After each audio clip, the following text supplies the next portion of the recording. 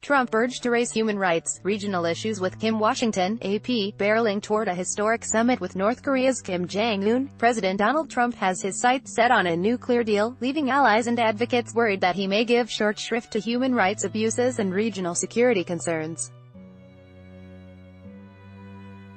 With a week to go before the June 12 meeting in Singapore, Trump has largely kept his focus on denuclearization of the Korean peninsula, recently stressing that it may take more than one meeting to achieve that goal. That singular focus could mean Trump looks past a range of troublesome actions by the regime as he promises Kim protection in exchange for giving up a nuclear program that could pose a direct threat to the U.S. Ad choice advertising and Red invented by T's advertisement critics have started invoking the Iran nuclear deal that Trump recently exited as a cautionary tale. Republicans and some Democrats objected to the 2015 agreement for not doing more to halt that country's ballistic missile program and support for Hezbollah and other extremist groups. "We want to make sure the president's desire for a deal with North Korea doesn't saddle the United States, Japan and South Korea with a bad deal," Senate Minority Leader Chuck Schumer, DNY, told reporters Monday. White House officials say the plight of the North Korean people, who live under one of the world's most repressive governments, is not a priority for the summit. In a meeting that lasted more than an hour Friday with one of Kim's top deputies, Kim Yong-chul, Trump said he did not raise the issue of human rights. Trump did say he probably would bring up human rights when he meets with the North Korean leader, and maybe in great detail.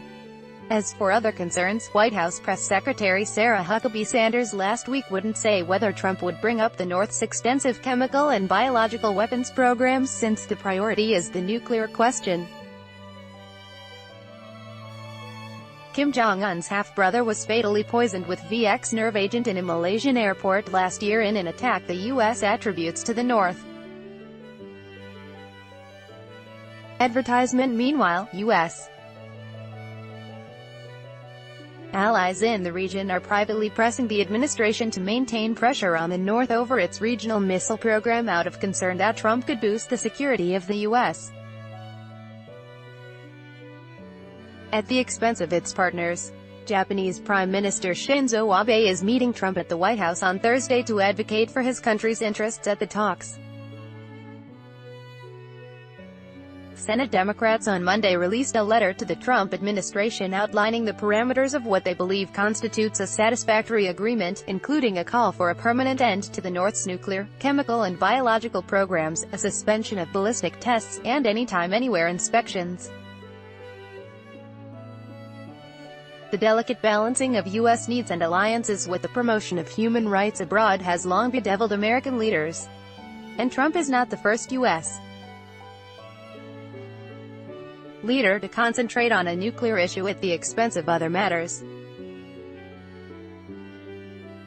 But Trump has eschewed the path of his predecessors, who explicitly declared the promotion of human rights to be in the national interest, even if they were forced to make Faustian bargains with unsavory actors.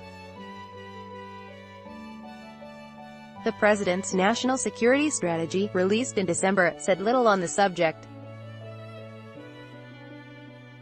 And it was left to his vice president, Mike Pence, to elevate the issue during a February trip to the region. Addressing the subject with the North is particularly difficult given that Kim's government is believed to view the raising of human rights as tantamount to advocating regime change.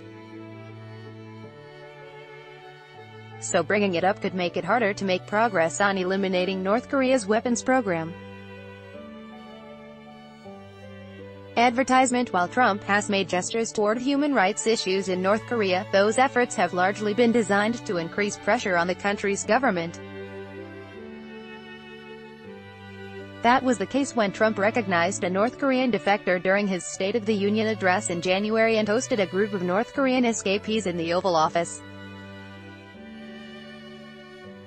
Republican Sen.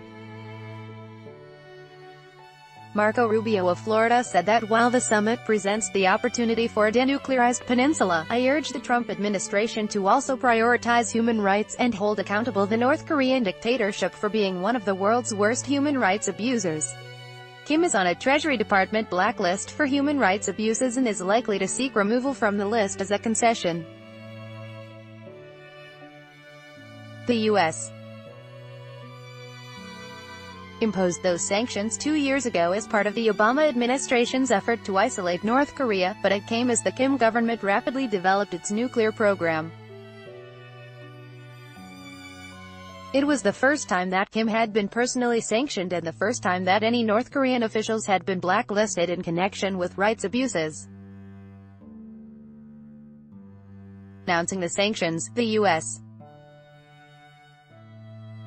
accused North Korea of cruelty and hardship, including extrajudicial killings, forced labor and torture. White House officials have pushed back publicly against the notion that Trump has deprioritized international human rights. They point to Trump's rollback of his predecessor's opening with Cuba and his comments about the devastation wrought by the Islamic State group and Iranian-backed Hezbollah. Associated Press writers Kevin Frecking and Matthew Pennington contributed to this report.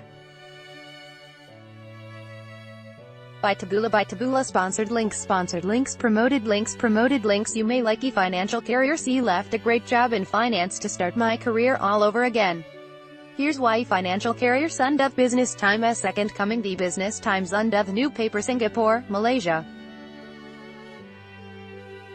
Working to retrieve 1MDB funds The new paper Unduv Straits Times when a judge collapsed, sudden live Straits Times Unduv Flexero me wife and I almost got separated, good thing I found this roaming solution, Flexero Mundo, family-minded 12 most family-friendly dog breeds family-minded Undo.